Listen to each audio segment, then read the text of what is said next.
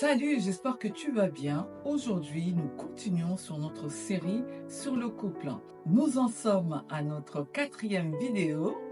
Aujourd'hui, nous parlons de l'introspection, toujours dans le cadre du couple. Si tu n'as pas eu l'occasion de regarder les 3 dernières vidéos, je t'invite à aller les regarder. Je crois que les autres vidéos vont aussi t'intéresser, donc n'hésite pas à aller les regarder. Si tu n'es pas encore abonné à ma chaîne, je t'invite à le faire et surtout, n'oublie pas de liker et de partager la vidéo car il y a, j'en suis sûre, une femme là quelque part qui a besoin d'entendre ce qui se dit ici. Nous commençons donc sur l'introspection, notre vidéo numéro 4. Avant de penser au divorce ou à la séparation, il est important d'évaluer son propre état mental et psychologique. Cela inclut l'identification de ses propres désirs et la possibilité de les poursuivre tout en étant en couple. Dans cette introspection, il est important de se poser des questions à soi-même. Comme par exemple, quels reproches mon conjoint me fait-il régulièrement? Pourquoi a-t-il cette perception? S'agit-il de croyances limitantes qu'il a envers ma personne ou c'est quelque chose qui est vraiment réel et que moi je ne me rends pas compte de cette chose-là?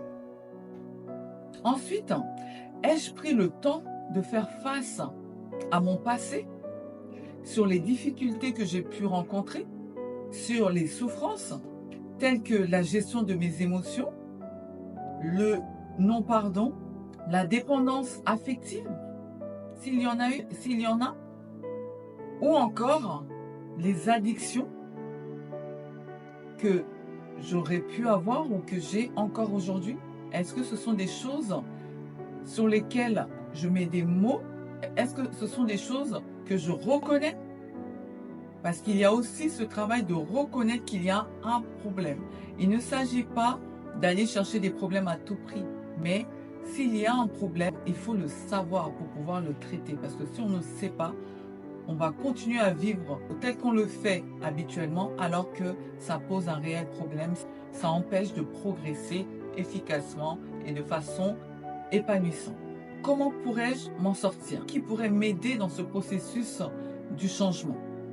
Où pourrais-je trouver de l'aide? Enfin, il est important de se rappeler qu'il faut du courage pour entamer ce processus de changement. Il peut arriver que des peurs puissent surgir. La sensation de perdre le contrôle de sa vie et ce vide qui peut se faire ressentir au-dedans de nous parce que durant toutes ces années, on a eu l'habitude de porter des émotions de colère, de tristesse, d'angoisse, de peur et autres.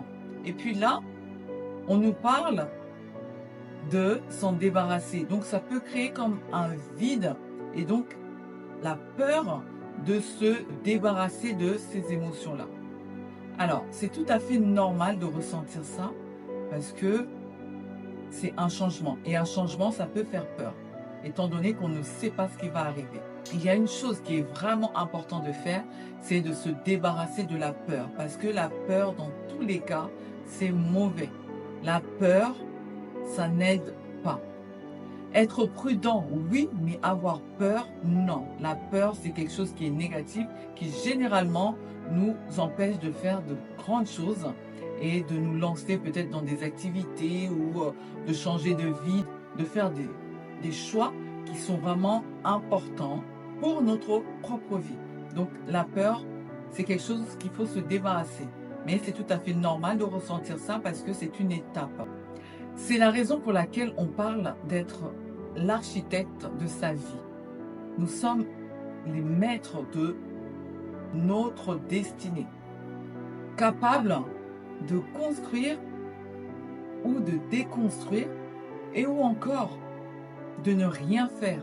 Et là, on tombe dans la passivité qui fait que dans tous les cas, c'est inévitable, ça nous conduit toujours à la destruction. une fois ce travail accompli, tu seras plus libre.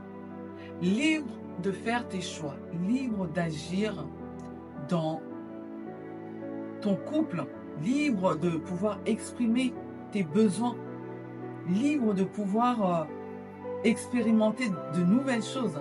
Tu te retrouveras à faire des choses que tu n'avais jamais fait jusque-là.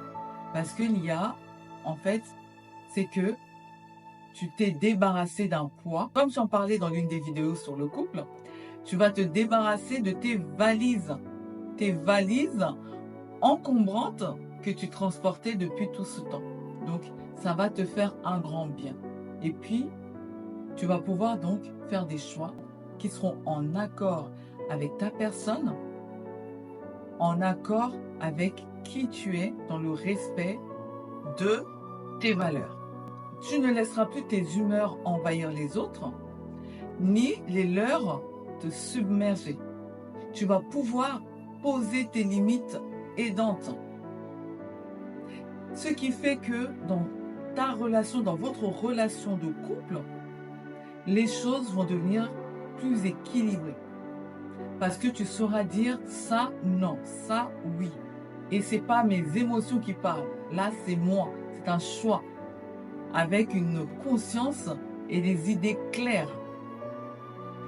Et si pour toi ce travail a été fait, c'est vraiment une bonne chose. Je suis vraiment heureuse pour toi. Je te souhaite vraiment de vivre pleinement ta vie. Et surtout, n'hésite pas à partager cette vidéo car nous sommes encore nombreuses à avoir besoin d'entendre ces choses qui vont nous permettre d'aller à un autre niveau de notre réflexion, de notre perception des choses et nous permettre de nous recentrer, de faire un travail sur nous et d'évoluer pour vivre pleinement notre vie. N'oublie pas que choisir le changement, c'est le début d'une vie nouvelle. Je te remercie d'avoir suivi cette vidéo. J'espère qu'elle t'aura plu. Je t'invite à la partager à tes amis, à tes collègues. N'hésite pas à me suivre dans les différents réseaux sociaux, à liker et à laisser un commentaire. Merci beaucoup. Je te dis à très vite. Nous continuons sur notre série sur le couple. À la semaine prochaine. Merci beaucoup.